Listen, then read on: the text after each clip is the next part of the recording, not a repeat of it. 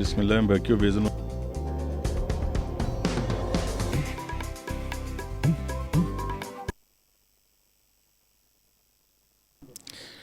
بسم الله الرحمن الرحیم. قدرمنو اوریدونکو او کتونکو، زه ستاسو قربه محمود جان بابر خپل پروګرام با خبره پښتونخوا سره یو ځل بیا ستاسو خدمت کې حاضر یم. تاسو ته پته ده چې زموږ د زیارت او د جمعې په ورځ 4:15 بجو پورې زموږ د روانو چارو ګیر چاپیره زموږ سره روان دي او د هغې نه مونږ ژوند څنګه متاثره کیږي او مخکې دا د پرمختګ څه داسې امکانات دي چې د هغې نه زموږ زړونه ورسره ښه شي. دا ټولې خبرې مونږ په دې خپل پروګرام کې ګورو. نو اوس تاسو ته پته ده چې په پاکستان کې یو نوی الیکشن را روان دی چې د هغه ضمني انتخابات دي او هغه را روان دي. د اتوار په ورځ به یعنې په ډېرو علاقو کې ووټونه اچولې کیږي. په دې علاقو کې چې دا ووټونه اچولې کیږي، په دې کې دا 11 هغه حلقې وي چې کوم د عمران خان جماعت پاکستان تحریک انصاف کم خلکو استعفاګانې منظور کړې شوي. نو په هغې کې دوه خو زنانه وي، د هغې خو داسې څه حلقې نه وي چې په هغې باندې الیکشن شوی. نورې چې کومې 9 پاتې کومې حلقې وي په هغې باندې الیکشن دی. او په دې کې 3 حلقې چې کوم دي هغه په خیبر پښتونخوا کې دي. په دې کې یوه حلقه چې کومه ده د هغې د NA-22 چې ورته وایي، دا په مردان او شیرګړ د دې ځینه علي محمد خان کوم چې د عمران خان صاحب سړی و د دې ځینه هغه ګټلې وه. فضل محمد خان چې کوم دی نو دا د 400 د NA-24 نه دی د الیکشن ګټلې وه. دی بیا استعفا ورکړې وه، هغه استعفا قبوله شوې وه. دې نه علاوه د پیښور NA-31 چې زموږ د کومه د خاریو کومه علاقه ده، دلته نه شوکت علي د الیکشن ګټلې و. د تعلق هم پاکستان تحریک انصاف سره. بیا د پاکستان تحریک انصاف مشر عمران خان دا اعلان وکړو چې هغوی به دا الیکشن په دې ټولو حلقو کې پخپله کوي. نو په دې 9 حلقو کې به د پخپله الیکشن کې په دې کې اوس د دې اتوار په ورځ باندې چې دا کم انتخابات را روان دي، په دې کې یو طرف ته عمران خان امیدوار دی، نو بل طرف ته چې د هغې کوم څومره مخالفې ډلې دي، هغه قوتونه یا هغه پارټیانې چې دې وخت کې په وفاقي حکومت کې هغوی اتحادیان دي، په هغې کې پاکستان پیپلز پارټي ده، په هغې کې مسلم لیگ نون دی، په هغې کې جمعیت علما اسلام دی، په هغې کې د آفتاب احمد خان شیرپو صاحب پارټي ده. دا مختلف جماعتونه دا ټول کوم راغونډ شوي دي. دوی ته خپل سیټونه ورکړی شوي دي، دوی هلته نه انتخابات کوي لګیا دي. نو په دې وخت کې مونږ په دې د دې انتخاباتو په ضرورت او دا چې په کوم حالاتو کې دا کیږي لګیا دي او دې انتخاباتو په راتلونکي انتخاباتو باندې څه اثرات کېدی شي، د راتلونکي د ملک په سیاست باندې څه اثرات کېدی شي. اوس چې د کوم سیاست نه مونږ متاثره یو، نو د هغې کې څه بدلون راوستی شي د انتخابات. نو په دې باندې به مونږ خبرې کوو. ما سره په سټوډیو کې دې وخت کې د سیاسي او د پارلیماني چارو ماهر صحافي سیف الاسلام سیفي صاحب موجود دی. سیف الاسلام صاحب تاسو ته په خپل پروګرام کې هرکلی ویم. د سیف الاسلام صاحب سره ما سره ناست وتلې خبریال او تاسو په مختلف ټیویانو باندې په پروګرامونو کې هم ګورئ. لیاز علي هم موږ سره لیاز علي صاحب تاسو په پروګرام کې هرکلی ویم. ډېره مهرباني، تاسو وخت راکړو. زه به لغونتې سیف الاسلام صاحب تاسو نه تپوس کوم چې دا انتخابات چې په کوم حالاتو کې کیږي لګیا دي، په ملک کې سیاسي تاوتریخوالی هم روان دي او بالکل یو بل خلاف داسې لفظي جنګونه هم روان دي او ډېرې خبرې روانې دي، لیکس هم روان دي او دواړو اړخو ته تاوتریخوالی کافي زیات دی. په دې کې د دې انتخاباتو څه اهمیت دی؟ اهمیت نه خو زیات ضرورت دی او دا چې قومي اسمبلی سپیکر د دې 11 سیټونو او د دې د غړو د استعفې چې منظورې کړې وې، د هغې په شا باندې هم د هغې یو پلانینګ دی چې دا وخت د څه سیټونو کمی دی قومي اسمبلی کې د قانون سازۍ لپاره. نو هغه مطلوبه تعداد پوره کولو لپاره، حالانکه تاسو پته راشي چې پاکستان تحریک انصاف د ټولو قومي اسمبلی ممبرانو استعفې ورکړي دي، په یو ځای ورکړي دي، خو ولې د دومره خلکو استعفې منظورې شوي دي. نو دا کیلکولیټډ شانتې یو ټریک به ورته وي د حکومت چې هغه خیال لري چې دلته نه الیکشن وشي، نو د هغې د جماعتونو کسان به چې منتخب شي او بیا به هغه مطلوبه تعداد پوره شي چې کم د هغې د قانون سازۍ لپاره ضروری دی. تاسو د ملک د حالاتو سیاسي حالاتو خبرو کا دا بالکل صحیح ده. د هغې وجه دا ده چې یو داسې حکومت چې هغه ټیک ټاک مضبوط حکومت و، په یو لحاظ سره د هغې تعداد پوره و، خو څه داسې صورتحال منځته راغو چې هغې چې دی د قانوني لاره باندې عدم اعتماد تحریک ښکار شو او حکومت نه ووته. د پاکستان تحریک انصاف د عمران خان د وزیر اعظم خبره کوم، هغې نه پس ظاهره ده چې د هغې د توقعاتو نه بالکل برعکس دا ریزلټ شو. د هغې اتحادي جماعتونو د هغې مرسته پرېښوه. نو هغې دپاره خو دا یو ډېر حیرت انګیز موو و د اپوزیشن د جماعتونو. نو هغې نه پس د هغې ریاکشن هماغسې تریخ دی، تیز دی، توند دی. نو ولې چې هغې حکومت نه محرومه شوي دي، د هغې لا ټایم پاتې و او ټایم نه پس چې دی ټایم پوره نه کړی شو، هغې چې دی حکومت نه بېدخله کړی شو. نو کشیدګۍ صورتحال خو دغه دی. او بیا د تېر 4 کاله چې مونږ ګورو، هغې کې هم دا کله نه چې دا د 2018 انتخابات عام انتخابات شي، نو هغه خو د اپوزیشن هغه وخت چې کوم اپوزیشن هغه جماعتونو سره نه منل، بلکې د اسمبلی ته د نه تګ او دغه خبرې کېدې، بایکاټ خبرې کېدې. خو پی ډي ایم جوړ کړی شو د اپوزیشن جماعتونو، پاکستان ډیموکریټک موومنټ، او هغې سربراهي اجلاس کې دا فیصله وشوه چې موږ به ځو پارلیمنټ کې او حالات مقابله به کوو. نو دا 4 کاله ډېر د کشیدګۍ کې تیر شو. عمران خان وزیر اعظم دا هغه غړي چې اول ځل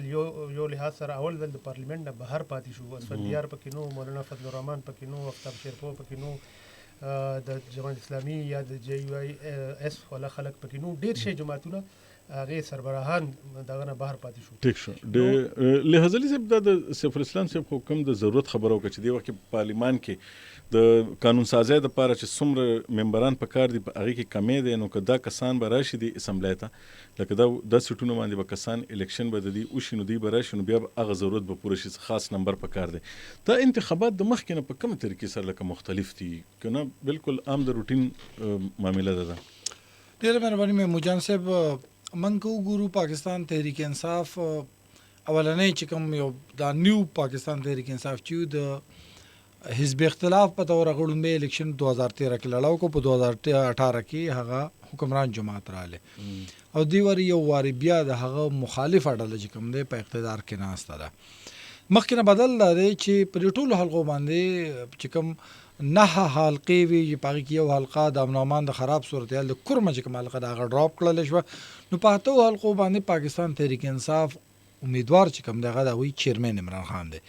چېرته د پاکستان په تاریخ کې په دومره دغه باندې حلقو باندې څوک نه دی ولاړ. د 15 حلقو پورې میکسیمم خلک ولاړو، خو د 8 حلقو نه یا د 9 حلقو نه څوک ولاړ نه و. او هغه هم د یو جماعت چې په یو نښه باندې کېږي، نو هغه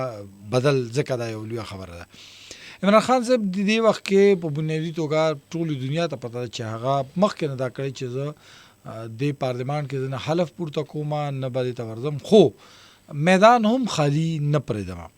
د دې غټ اثرات دي په راتلونکي کال 2023 په انتخاباتو باندې. د 2023 انتخابات ته که موږ وګورو، د 2023 انتخاباتو کې ټول نه لوی چې کوم څیز و، امید اوسه پورې زموږ دا خیال و محمود جان صاحب چې پنجاب د پیملن قلا ده، هلته اړو څوک دراړ نشي اچولی، هلته چې که چاله هم د ببرشیر نه خبر کړي نو ابه چې کوم دی پاس کېږي. خو نه، داسې نه وه. 20 حلقو کې انتخاباتو شو، په هغې کې 15 پاکستان تحریک انصاف وګټلې، او په هغې کې زیاتره چې کوم وی هغه اربن ایریاز و، یعنی رورل ایریاز هم پکې نو.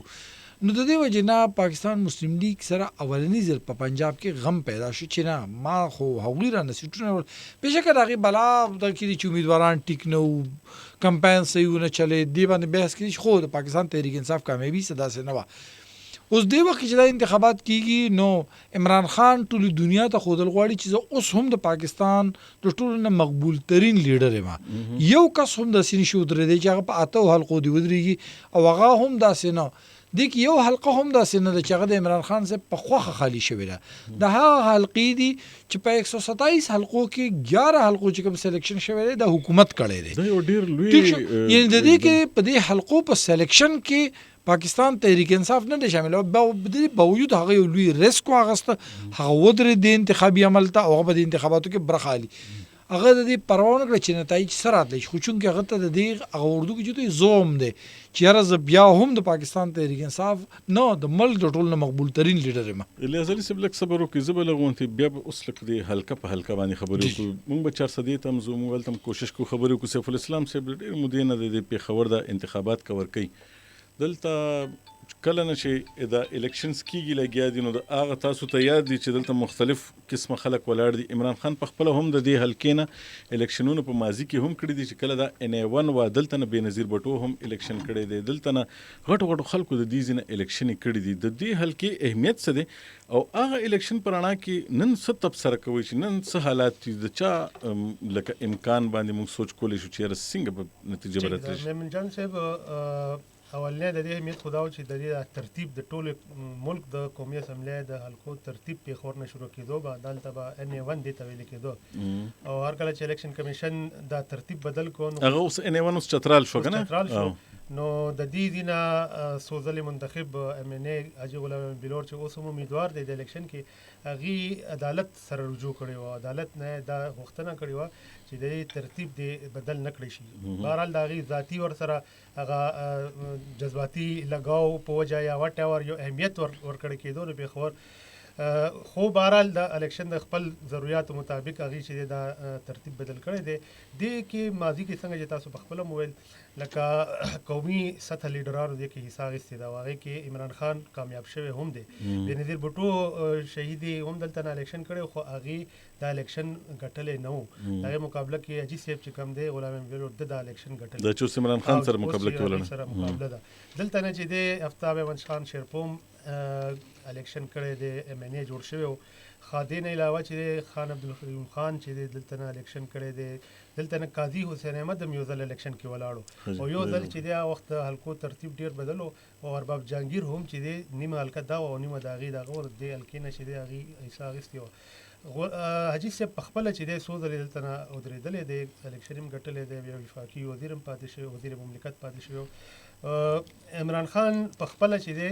2014 کې دلته نه الیکشن کړی او دا سیټي ګټلی و او ټیک ټاک لیډ سره ګټلی و، 90,000 نه زیات ووټونه بیا پرېښود او بیا نور سیټونو نه هم الیکشنونه کړي وو نو دا سیټي بیا پرېښو او بیا چې دی ضمني الیکشن کې حاجي صاحب وګټلو هغه الیکشن. خو د تیر کال د تیر ځل چې لکه اوس موجوده کم دور ټینیور روان دی دې کې د هغې چې دی شوکت علي ګټلی دی. د 10 کاله دلته د تحریک انصاف حکومت پاتې شو خو حاجي صاحب دي چې کوم حاجي غلام احمد بلور دي د هغې هم دلته د دهیانو نه دلته اشرونه لګیا دي، دلته سیاست کوي. د نن دا سیاست د دواړو د اړخو په کم قسمه خبرو باندې لګیا دي، جنګیږي لګیا دي خلک؟ ګورئ عمران خان صاحب خو چې دی هغه خو د هغه ایشوز بدل دي، قومي سیاست دی د هغې د مخالفینو خلاف چې دی یو خاص د هغې هغه انداز دی چې هغې نه معاف کوي، هغې ته غلا د هغې چې څومره خرابتیانې دي که نه دي نو هغې یادېږي چې مخالفینو کوي. هغه د دې دا د سیاست انداز د شروع نه دی، ولې چې د هغې خیال دا دی په خیال کې لکه ټول توري دي، دا ټول غلط دي. نو بهرحال دې 4 کالو کې خو ډېر شی نه بدل شو. کم تمې چې د خلکو عوامو عام یو غړي د عمران خان نه نو هغه تم څه خاص پوره نه شو، هغې چې توقعات باندې عمران خان پوره ثابت نه شو. خو بهرحال د حاجي صاحب چې کومه سیاست دی هغه خو چونکې د هغې ټول عمر دلته د سیاست وشو که تاسو ظاهره ده چې ټولو خلکو ته هم پته ده د هغې ټوله فیملي دې سیاست کې تقریبا د هغې بل رور چې یو بشیر احمد بلور 15 ځله چې د خپل صوبایي اسمبلی الیکشن ګټلی و همدې سره سره د هغې بل رول لږ تاسو نه اجازت سره ما سره د مونږ کوشش کړو چې د 400 حل هم لغوندیوالو یا به لحاظلین هم پکې تاسو کو نو 400 نه ما سره تاسو په خپل پیج نه وتلې صحافي دی الته د الیکشن کور کوي لګیا دی د لوی ټي وي چینل لپاره او د اغلته د پریس کلب سواره صدر پاتې شوی دی. سبزلی ترين صاحب مونږ سره موجود. سبزلی صاحب تاسو په پروګرام کې هر کله ویم ډیره مننه مامور جان بابر صاحب مهرباني دي. نو سبزلی صاحب مونږ خو د په دې حلقو باندې لګي خبرې کوو د طرز سیاست باندې زمونږ خبرې روانې په پیښور باندې خبرې وشوي نو موږ ویل دا د 400 دا چې کوم الیکشن دی دا هم ډیر زیات د توجه د وخت کې د خلکو په هغه باندې دا ځکه چې الته عمران خان چې کوم دی د هغه مقابله ایمل ولی خان سره ده او ایمل ولی خان چې کوم دی نو هغه د وخت کې د ټولو پارټو یو مشترکه امیدوار دی نو د دې الیکشن الته په حالاتو باندې خو لږ زموږ اوریدونکو خبر کوي کنه محمود جان بابر صاحب زه دې باندې خپل تجزیه تفسیری کول مخکې معمولی تاسو ته پس منظر د زم د 2018 الیکشن کې پکم کې مونږ کتلو چې را د تحریک انصاف په مقابله کې د ان پی د کوم امیدوارو دا ایمل ولی خان والد صاحب اسفندیار ولی خان نو داغه الیکشن کمپین ډیر خو لکه ډیر متاثر کونو او یو جاندار کمپین هغه کو دغه په مقابله کې چې کوم امیدوار هغه یې والا دغه د پی ټی آی فضل محمد خان او یا د آفتاب احمد خان شیرپو په مقابله کې چې کوم امیدوار نو دا وی مطلب چې دې سره موازنه یا مقابله موږ کول او یا دغه کمپین تم کته نو موږ چیرې د پی ټی آی اونګه او کله چې د الیکشن په ورځ باندې موږ کله وزټ کو کورج کو د پی ټی آی چې کوم پولینګ افیسز د پولینګ سټیشن نه بهر چې کوم ته باغې کې اکثر دومره هله ګوله او دغه نو اکثر په پاکستان کم خلک یا ماشومان ناسو خو ریزلټس داغه برعکس رااله اوس په دې تناظر کې مونږ دا نشو ویلې دا ښکاره خبره مونږ نشو کولای چې راخامخه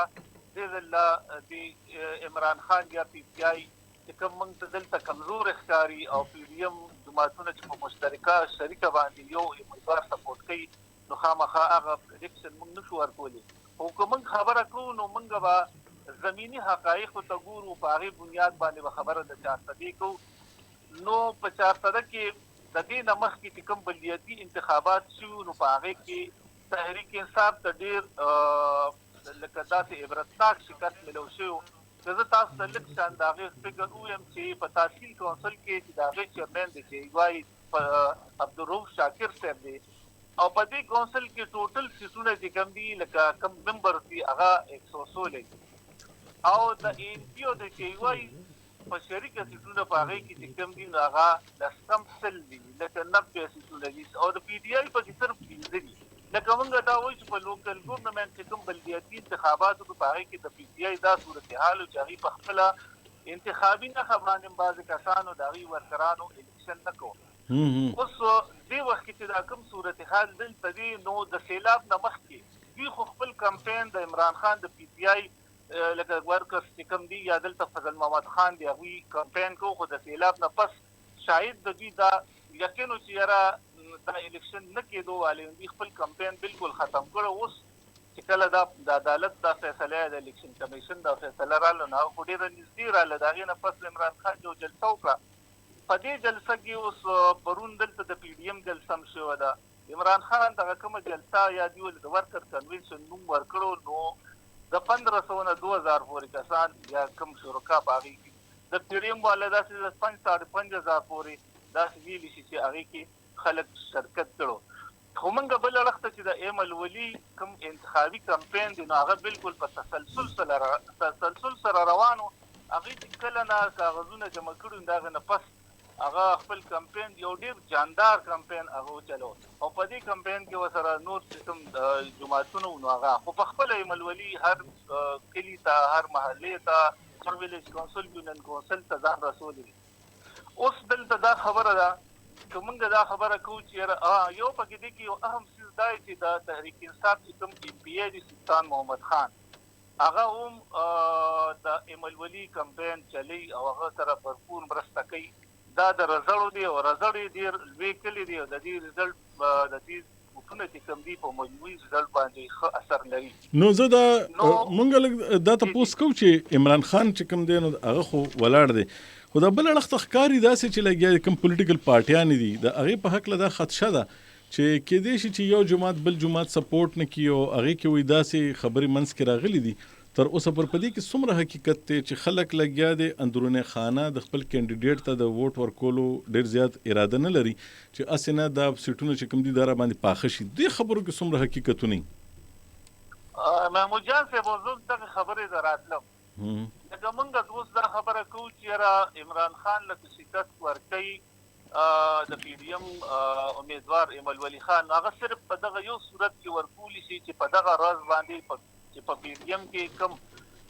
شامل جماعتونه دي هغې کې سرفهرست چې کوم دی جمعیت علما اسلام دي چې د هغې ورکر روزي پولینګ سټیشن ته لاړ شي او اوټ واچي که ورکر راشي او پولینګ سټیشنه پورې لاړ شي نو اوټ به خامخا د عمران خان خلاف ورکوي ځکه چې هغې د عمران خان سره ډېره نالګي ده مطلب هغې باندې تاسو پوهې اوس موږ چې کله پرونه جلسه کور کړه او د دې نه مخکې د جی واي او د اے ان پي د پی ډي ایم چې کوم امیدوار دی ایمل ولی خان د هغوی چې کومې جلسې وغیره موږ کور کړي دي نو په هغې کې موږ ته دا خبره راځي چې یاره جمعیت علما اسلام قومي وطن پارټي او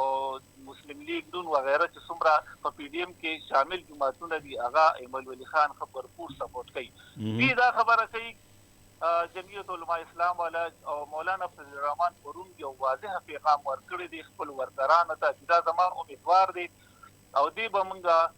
په الیکشن کې کامیابو نو تاسو چې هغه د جمعیت علما اسلام ورکرانو یا مقامي قائدینو سره هغوی دا خبره کوي چې ترې موږ دې ناکامه کو مطلب دې ناکامه شي ایمل ولی خان دا زموږ امیدوار دی نو په دې باندې زموږ سیاسي ساک ته هم ډېر لوی نقصان رسي باقي مخکې داسې خبرې راځي لکه د راتلونکي وخت لپاره موږ د حیدرودي او یا د مولانا فضل الرحمن چې کوم تقریر واورېد په هغې کې دا خبرې راځي چې دا دوی دا اتحاد چې دی دا کیدی شي چې مخکې په جنرال الیکشن کې هم قایم وي د دې نه یو خرنه یو سبزلي صاحب یو دا خبره تاسو کومه چې دلته په دې 400 کې د ان پی چې کومه نظریاتي اوټ اوس کم شوی دی د 55,000 پورې دا په هر حالت کې اخلي اسفندیار ولی خان هم 62,000 اوټ اخیستو داسې چې وایي د 45,000 پورې اوټ دی د هغوی کاندیډیټ ته دا میلاویږي دا اوټ بل خالص نو که دا اوټونه هم صرف ایمل ولی ته لاړل نو بیا امیدوار عمران خان هغه به ناکامه شي او ایمل ولی به دا الیکشن وګټي زه یو خرنه تپوس تاسو نه کومه آیا دا همدغه کینډیډیټ چې کنه د دې نه علاوه هم داسې څوک فعال کینډیډیټ شته چې د هغه چې کوم ووټونه والي نو په دې نتایجو باندې د هغې اثرات راتلی شي ځکه مخکې مونږ کته چې دا ووټونه به تقسیم شو نو بل چا به وګټله نو دا ځل څه صورتحال دی دا تاسو ډېر اهم او ډېر صحیح سوال وکړو دلته د جماعت اسلامي چې کوم امیدوار دی مجیب الرحمان ایسکیټ چې ډېر زیات معروف شخصیت دی او سو پیرې هغه د ډسټرکټ بار اسوسییشن صدر هم پاتې جنرال سیکرټري پاتې شي ډېر اکټیو سړی دی او ډېر شریف هغوی هم د الیکشن کې ایسالي او بل اوس د هغوی لپاره زه خبره دا کومه چې کله د فلډ راغلو هغه خپل کمپین چلو نو د فلډ په وجه کې چې کوم د جماعت اسلامي الخدمت فاونډیشن کومه د دوی یو ذیلي تنظیم دی یا د دوی هغه فلاحي تنظیم دی هغې په ډېر ښه کارکردګي کړې وه په هغه بنیاد باندې اوس که موږ ګورو دوی سره ډېر زیات شمولیتونه هم کېږي او په هغه علاقو کې چې کوم ځای کې فلډ راغلو دوی د ریلیف او د ریسکیو کارونه کړي په هغې په وجه باندې دوی ته ډېر زیات شمولیتونه هم کېږي ډېرې ښې جلسې او ډېر ښه پروګرامونه هم کېږي او په بعضې وخت کې خو د هغوی ورکرانو یا داسې عام خلک وایي چې د مقابلې په دور کې شامل دي خو خیر داسې به نه وي خو زه دا وایم چې هغه تېر ځل چې د هغوی په تحصیل کونسل کې د هغوی امیدوار چې 12,000 اوټ اخیستي او اوس به دا د ډبل نه زیات وي ډېره مهرباني بس دغه حلقې چې دي زیاتر دا د ای پي ایچ د پی ټي آی چې کوم وزیر قانون دي د فضل شکور خان زیات حلقه هغې کې راځي نو دې کې د دواړو اړخ نه مطلب اردو زیات اصل کې زیات خلک خدا وایي چې د تحریک انصاف ورکر به خپل امیدوار له اوټ ورکوي ډېره مهرباني سبزلي صاحب تاسو ډېر ښه معلومات زمونږ اوریدونکو سره شیر کړل یادلي صاحب تاسو د پېښور د حلقې سیف الاسلام صاحب ذکر وکړو د دې موکو اوس په لغونتې او زمونږ تر شیرګړ پاتې دی شیرګړ خو تاسو په خپله علاقه هم د هغه ځای د صورتحال په هکله باندې هم لږ خبر کړو دا چې کوم ټولې خبر روانې دي په دې باندې هم موږ له لږ خپله رایه راکړئ شیرګړ کې چې کوم دی د پاکستان تحریک انصاف چې دریو د خیبر پختونخوا اسمبلو چې کوم قومي اسمبلی په دې کې مقابله کیږي ټول نه زیاته کانټېدار مقابله چې کومه ده هغه ان 22 باندې ده مردان کې دی او دغه کې د تخبې تحصیل او ورسره تاسو چې څنګه شرګړ هاتیان د غره د پیرسدو پر د علاقې پکې راځي دا راځي د دې علاقې اهمیت د دې وټونو چې کوم دلته مولانا محمد احمد چې په خو د خلکو محتمم سیب ویلې د مولانا قاسم سیب والد سیب چې هغه د دې علاقې د دې سیټ نه سو واري کامیاب شوی دی اوس کې دی وخت موږ وګورو مولانا قاسم سیب د دغه علاقې مقبول کسته او په 19 دسمبر 2021 کې چې کوم ضمني انتخابات شوي دي نو دغه انتخاباتو کې د مولانا قاسم سیب امیدوار کامیاب شوی دی د پاکستان مسلم لیگ نون د پاکستان تحریک انصاف او د جماعت اسلامي د امیدوارانو او د عوامي نشل پارټي د امیدوارانو په مقابله کې دغه ټول مشترک امیدوارانو بیل ولا ذکر ته او د 2018 انتخاباتو کې موږ وګورو دا ډیر دغه حلقه دلته پاکستان تحریک انصاف صرف سرپاسه په 2000 وټونو باندې چې کوم دا سیټ ګټلی علي محمد خان 56000 او 58000 راغلی علي محمد خان یې دلته واضحه اکثریت نو ترلاسه کړي مولانا قاسم یو داسې وخت کې چې د پاکستان تحریک انصاف مکمل هوا وا نو په هغه کې د پوزیشن بالکل تاسو ته پته راځي کله ا نریټیو بیلډ کیږي یو مقبولیام چې کوم سایلنت ووټر نو هغه به هغه اړه ختازي په دغه کې کیږي نو هغه پی ټی آی ته تلو اوس دی وخت پاکستان تحریک انصاف بیانیه چې کوم دغه د 2018 په موډ کې نه ده نه د غوی مقبولیت پیمانه هغه د 2018 نو د دې وجه نه مولانا قاسم د ټول نه مضبوط پرې درې وانو بلکې پرې اتو وانو حلقو کې چې کوم غنل کېږي چې د عمران خان سره د ټول نه ټیک ټاک مقابله کوي هغه هم دغه حلقه ده په دې حلقه باندې دی وخت کې جماعت اسلامي خپل امیدوار عبدالواسع درولې خو څنګه چې تاسو ته پته ده وختي د 400 چې څنګه پوزیشن رااله دغه رنګ په مردان په دغه حلقه باندې هم جماعت اسلامي صرف د خپل ووټر د نه ضایع کېدو لپاره خپل امیدوار درولې چې دا بل چرته لاړ نشي اوس پر دویم دغه کې چې کوم دلته د مقابله دغه حلقه باندې ده مولانا قاسم صاحب شخصیت خلک ډیر خوخي او دغه کومنګ وګورو نو عمران خان سے په پیښور کې د عوامي نشل پارټي امیدوار ټارګټ کړی دی په 400 کې خو ډیر زیات ټارګټ کړی دی الته دغه تعریف خو الته دغه تعریف کوي خدا تعریف انداز هم داسې دی چې کته زما سره خو به ډیر خصم سړی اوسم سم سړی خو که زما مخالف نو د خپل زړګي گریوان کې لاړ شو ګوره دا حلقه دا چې په دې حلقې باندې زبیا بویم د پاکستان تحریک انصاف پوزیشن د نورو حلقو په نسبت باندې کمزور دی دولت خو د یاد ساتي به مجان صاحب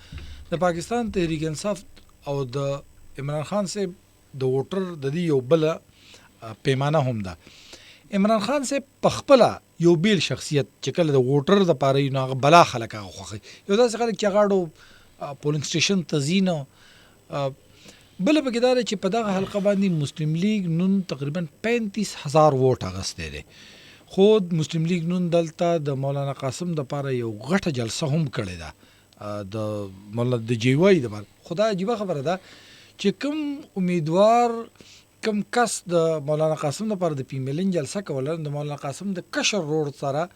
د پیملین د هغه د کشر رور مقابله وا دلته زلک سیف الاسلام سیف رای خپل دی خبره د دې مخکې کول وړم حقیقت هم دا دی ټول نه مضبوط امیدوار په دې لحاظ هم دی چې اخیری وخت پورې د علي محمد خان د شکست اوازه وا لکه دمر فرق معمولی شان فرق د 2013 او هغه اوس پورې د کیس چې دی هغه اوس پورې لکه روان دی عدالتونو کې خو دې دله خو بیا داسې چل شوی دی چې کم د هغې کې مضبوط امیدوارانو لکه جمشید خان تقریبا 4,000 ووټونه اخیستي وو مسلم لیگ نون والا هغه مولانا قاسم سره دی بیا د اے ان پی چې کم کس و د هغه هم 40,000 نه زیات ووټونه هغه هم چې دی مولانا قاسم سره دی مولانا قاسم رور چې دی د تحصیل چیرمن چې دی هغه منتخب شوی دی د اوسني بلدیاتي انتخاباتو کې نو په دې لحاظ سره د ډیر زیات امکان دی د هغې د ګټلو او مطلب دی چې د قومي وطن پارټي هم هغې سره د دې وخت کې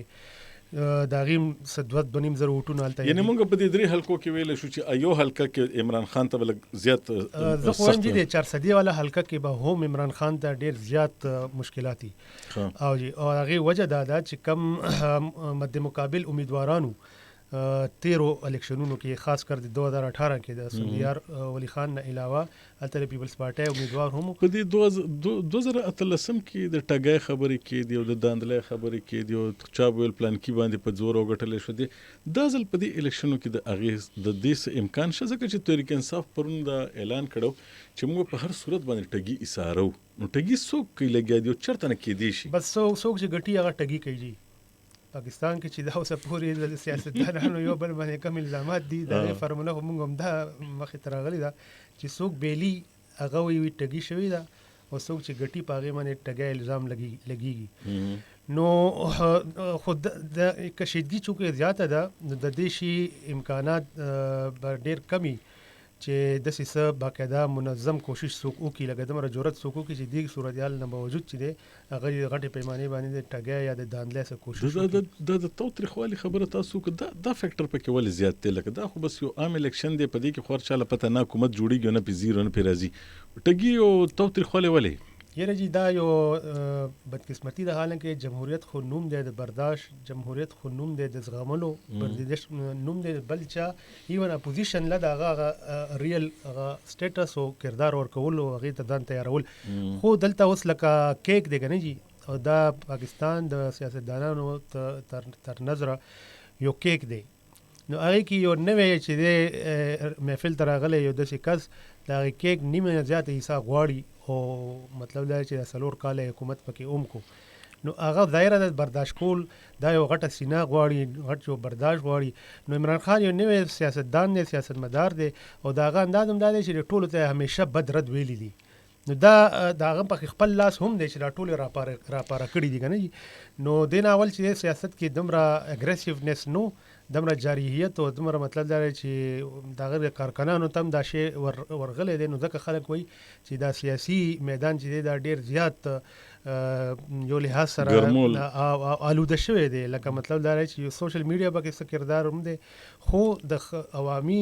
یا د کارکنانو په سطح باندې چې کم تریخواله او کم تیزی دا مخکې مونږ نه کاته لهزلی اتفاق کوي د سیف الاسلام صاحب ما جون کې پخپله په ډیرو غټوالي کې د 1988 او د 90 انتخابات کتلې دي او تاوتریخوالي لیول د دین هم سیوو په هغه وخت کې خو بنظیر بټو د مذهب د خبره چاته خو دومره نه یادې پاتې کیږي ته د مجان صاحب زما زین کې پیدا شو ما شمالي کې را لمور چې کوم بادام برا کول هغه سره زما دماغ خو الحمدلله نو دغه د وجه خبره راته یادي تاسو ویا دی په هغه دور کې آی جی آی او پیپل پارټي و نو نصرت بټو د ډانسونو تصویرونه د آی جی آی به شیر کول په هلیکاپټر به تقسیمول ما ته سم یې الرجال قوامون النساء کې نور چاته آیات نو یاد نو د آیات به ریګولر د بنظیر بټو خلاف استعمال هلر کې پیپل پارټي داسې نو استعمال کړي څنګه چې آی جی آی استعمال کړو ما ته سم د ولی خان تقریر یاد ده کوم چې هغه په 90s کې چې کوم ده په کراچۍ کې په سوراب ګوټ کې کړو او سوري ټو سه کوګه مغه د بنظیر بټو د پاره چې کوم ورډ استعمال کړو نو هغه د عمران خان صاحب د دې الفاظو همپلا الفاظ دي هغه الفاظ استعمال دي ټول استعمال کړي زه ما په 1990 کې زموږ د سکول سره نږدې ولی خان صاحب 400 یو حلقه و چې دا به روسته دوه شولې یو د افطار شیرپاو صاحب د حلقه د دې خو چې کوم د اسفندیار صاحب او مخ کې ولګه ولی خان صاحب په خپل جلسې تراغله او سټیج نه را دی خوشو بیا وی چې مولا پسې مطلب مولانا حسن جان پسې خبر مولانا حسن جان صاحب چې کوم پیروکارو هغه هم د دې برابر پروپاګاندا دغه خلاف د تصمیم مسمو په چل خدا هغه خبره ده جان صاحب چې د کمیونیکیشن دمر زیات ذرایع نه وي کنه اوس دا پروپاګاندا کیږي ډیر زیات سوشل میډیا ډیر زیات اصل کې په هغه وخت کې پامفلیټ تقسیمې دي نو په پامفلیټ تارای نشو ورکولې دی وخت ترای دا صرف واغسته جواب بدل شو جواب بدل نشو ورکو دا دی بل لخت چې کوم اوس ته جواب ورکې کاغه څه شیر کینو لاندې وته ته جواب ورکول شو کولی زبده یو ما چې دی وخت کې د حلقو کې چې کوم د ټول غټ ماده په دې انتخاباتو کې یا ته وونه حلقو کې چې موګه عمومي توګه د انتخاباتو یو لوی نرمه مجانسب علاقائی مسایلی او په ټولو انتخابي مهم کې علاقائی مسایل بالکل اګنور شوي ما اوس هم دغه د مخکینه سوال ته د لیکل کنه چې په دې ټول الیکشن کې د څومره کمپاین چلو تاسو ډیر کور کو دواړو نو ما صرف نو ما په دې کې ویل چې دې کې د یو خو سیاسي ناری دي خو نه د ولس چې کومې بنیادي مسلې دي په هغې باندې چېرته څومره خبرې وشوې؟ ګورې ما تاسو ته وویل چې ټول نه زیاته چې کوم دی علاقایي مسله اړو ډسکس نه شوله. ایمل ولی خان دې وخت کې د انتخاباتو یو بل عجیبه دې وخت ټول انتخابي کمپین په دې دریو حلقو کې چونکې ما دا درې واړه حلقې کور کړلې بلکې دا څلور وي خو په اخره کې یو پی ټی آی دی یو انټي پی ټی آی کمپین دی بس دا کمپین دی کاغه مولانا فضل الرحمن صاحب هم راځي کاغه عبدالله خان راځي او ټول راځي انټي پی ټی آی کمپین دی او دلته چې کوم دی پی ټی آی خو ځان خپل دغه باندې ولاړ دی. علاقائی مسایل د پیښور مسله چا هم ډسکس نه کړله چې د پیښور څه مسله ده چا هم ډسکس نه کړله چې په 400 کې د زمیندارو ته کې دا کوم ځکه چې دا الیکشن کېږي محمود جان صاحب دې کې ډېر لږه خاریزه علاقه ده او زیاتره زرعي ځمکې دي دغه مسله ډسکس نه شوه. د تخبې د شرګړ د دې زرعي ځمکې دي چا هم د هغې د علاقې مسله ډسکس نه کړلی شوه. خو په 3 سال 7 مہینے کې پاکستان تحریک انصاف څه کړي دي او 3 سال 7 مہینے کې پاکستان تحریک انصاف څه نه دي کړي دا هغه کمپین دی چې په دې باندې روان دی. یعنی کال 2013 د الیکشن خبره لا تر اوسه پورې آیا دي سیفي صاحب د عوامي مسلو د دې چې څنګه ویل په خپل زما هم په ذهن کې سوال لازم تر اوسه پورې ما په دې ټولو کمپینونو کې داسې بنیادی عوامي مسله چرته ونه کته چې پاغي باندې ټولو چا خبره کړي. اصل کې جی دا د موږ د ټول د سیاسي نظام نه دی دا د دې د خامو موږ ته دغه خی دغه پکچر موږ ته خی ګورې جی زموږ د سیاسي ورکرانو تربیت د نظریاتي سطح باندې سره شوی نه دی. خلک چې خپل د کارکنان صرف د جلسو لپاره ها هو او ناربازۍ لپاره چې د استعمالي د هغې کې دومره شعور نشته دی چې خپل لیډرشپ نه دا سوال وکړي که نه چې زموږ مسله څه ده او موږ ته تاسو لګی څه وایي. دې وخت کې خو د ملکی سیاست ترجیحات اړو د عوام ښېګړه د عوام مسله اړو ښکاري نه صرف د اقتدار حاصلول دا د ټول سیاست مرکز جوړ شوی دی که هغه د عمران خان د طرف نه دی او که د مخالف جماعتونو اړخ نه دی. نو عام سړی پکې عام وګړی پکې بالکل ورک دی د سره حالانکه ټولو نه زیات مشکلاتو کې دا وخت هغه ککړ دی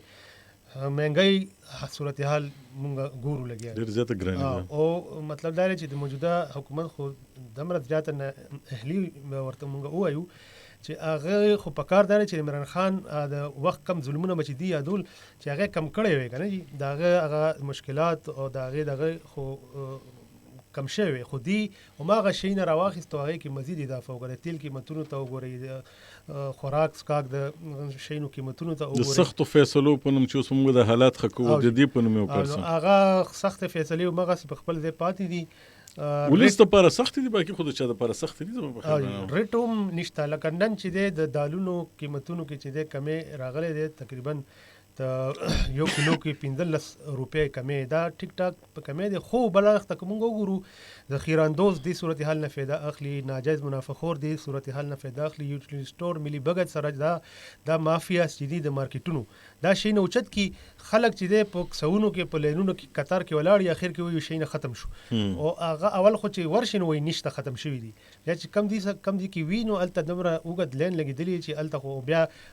وروستو دروازې نه دا موږ سوشل میډیا باندې سوشل دا پوسټونه وکته دا ویډیوز مو کته چې نورو لارو باندې چې دی بورای ډکیږي په رکشو کې گاډو کې خلک کیږي دا د مارکیټونو هغه